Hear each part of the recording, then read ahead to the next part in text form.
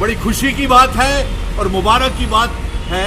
मैं बारामूला और लद्दाख के लोगों को दिल की गहराइयों से बहुत बहुत मुबारकबाद देता हूँ, क्योंकि उन्होंने एक रिकॉर्ड तोड़ने वाली 60% वोटिंग बारामूला में हुई है और 70% वोटिंग लद्दाख की सीट के ऊपर पार्लियामेंट में हुए है। और ये अब ये निशानदेही करता है कि जम्मू कश्मीर में भारतीय जनता पार्टी पार्लियामेंट के चुनावों में खाता नहीं खोल पाएगी, number 1। Number 2, Bharatiya Janata party Jammu Kashmir में पार्लियामेंट के चुनावों में क्लीन बोल्ड हो जाएगी। नंबर 3, अब एक सीट जो बची है अनंतनाग पुंछ राजौरी की, तो वहाँ भी मैं दौरा लगा करके रात को अभी ही आ रहा हूँ।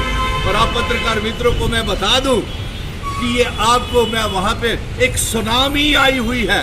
हमारे इत्तेहाद के, हमारे इंडिया ब्लॉक के कैंडिडेट्स जो है वो वहाँ पे मियाँ अल्ताफ लारदी लाखों की वोटिंग से रिकॉर्ड तोड़ वोटिंग होगी और लाखों के मार्जिन से वहाँ पे जीतेंगे। हम आज रात को ही मैं doctor Farooq Abdullah, Congress national conference के तमाम बड़े बड़े नेता, सुरनकोट, पुंछ, राजौरी, नेंडर, नौशहरा में जो जन सैलाब आया हुआ था, मुझे तो कहीं ना कहीं अपनी पार्टी नजर आई, ना कहीं भारतीय जनता पार्टी नजर आई और ना ही पीडीपी कहीं नजर आई।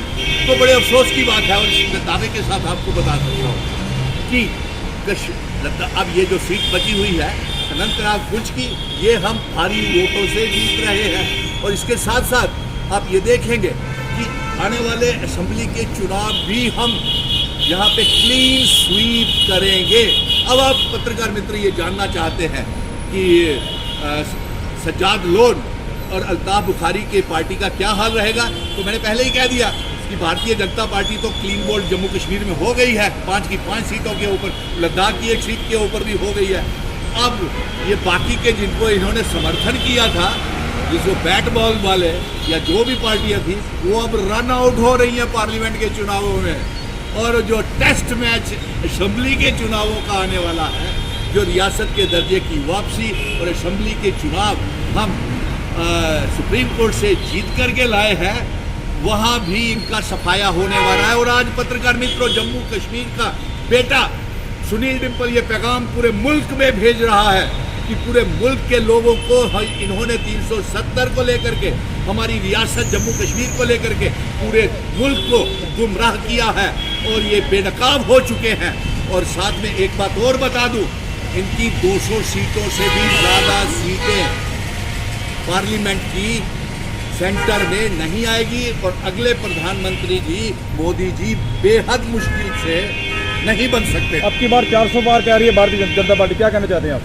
400 पार कहाँ, अब की बार मुझे नहीं लगता है। और मैं आपको साफ कह रहा हूँ कि ये भारतीय जनता पार्टी बेनकाब हो चुकी है और 6 हथियारों के ऊपर आ गई है।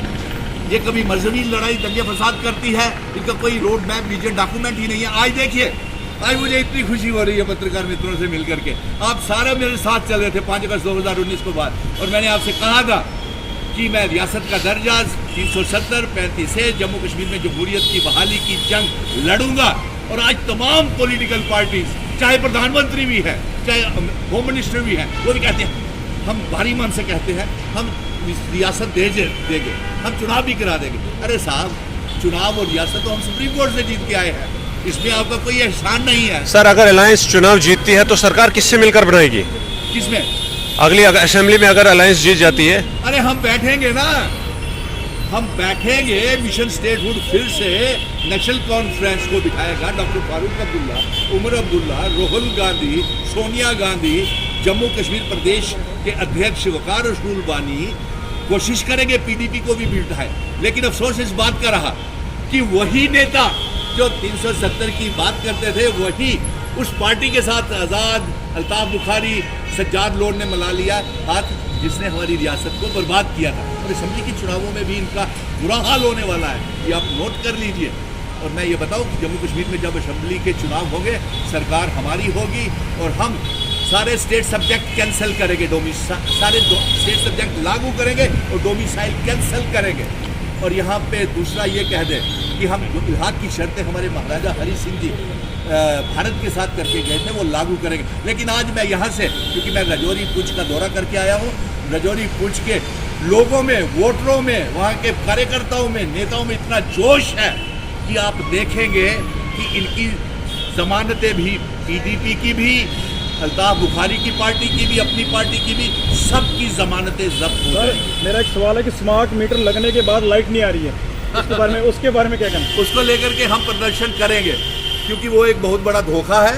स्मार्ट मीटर के बिल नहीं आते और एसएमएस नहीं आते, और कोई भी जो सुनने में ये भी आ रहा है कि जो बिजली विभाग के ऑफिशियल्स हैं उन्होंने अपने स्मार्ट मीटर से बाहर से डायरेक्ट कनेक्शन करवाए हुए हैं, और मैं पत्रकारों से कहूँगा कि इसका स्टिंग ऑपरेशन करें।